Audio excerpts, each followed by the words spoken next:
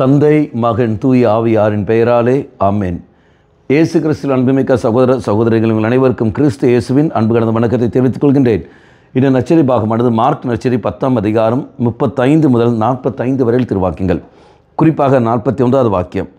இதை கேட்டுக்கொண்டிருந்த 10 பேரும் யாக்கோபு மீதும் யோவான் மீதும் கோபம் கொள்ளத் தொடங்கினர். இயேசு அவர்களை வரவழைத்து அவர்களிடம், பிற இனத்தவரிடையே தலைவர்கள் என கருதப்படுகிறவர்கள் மக்களை அடக்கி ஆளுகிறார்கள். அவர்களில் பெரியவர்கள் அவர்கள் மீது தங்கள் அதிகாரத்தை காட்டுகிறார்கள். ஆனால் நீங்கள் உங்களிலே அப்படி இருக்கக்கூடாது என்று அவர் சொல்கிறார். பகல் நாம் பார்க்கின்றோம் 42வது வாக்கியம். இங்கு மற்ற சீடர்கள் இந்த 2 சீடர்கள் மேல் கோபம் கொள்வதை பார்க்கும். காரணம் அவருடைய வேண்டுதல். இதே மாதிரி தான் நம்முடைய வேண்டுதல் பார்த்து கொண்டு நம்முடைய வேண்டுதலை கேட்டுக்கொண்டு மற்றவர்கள் நம் கூட இருக்கிறவர்கள் நம்ம மேல் கோபம் கொள்ளலாம், வெறுப்பு கொள்ளலாம். என்ன இவன் இப்படி வேண்டுகிறான், என்ன நான் அப்படி வேண்டுகிறான் என்று. அப்போ இயேசு அந்த வேண்டுதலை என்ன செய்கிறார்கள், இது அப்படியே கொண்டு வருகிறார். கொண்டு வந்து சீடர்களை ஒன்று சேர்த்துகின்ற வார்த்தை, உங்களிடையே யாரும் அப்படி இருக்கக்கூடாது.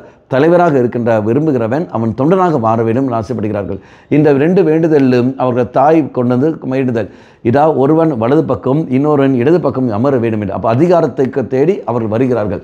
ஒருவேளை நம்முடைய வேண்டுதல், ஆண்டவரே நான் இந்த அதிகாரத்தில் இருக்க வேண்டும், எனக்கு அந்த அதிகாரம் கிடைக்க வேண்டும் இன்று வேண்டுகிற சமயத்தில் கூட இருக்கிறவர்கள் அது நமக்கு கூட இருக்கிறவர்களுக்கு அது பிடிக்காமல் இருந்துக்கலாம். எப்படி வேணும் இருந்த போதில்லை.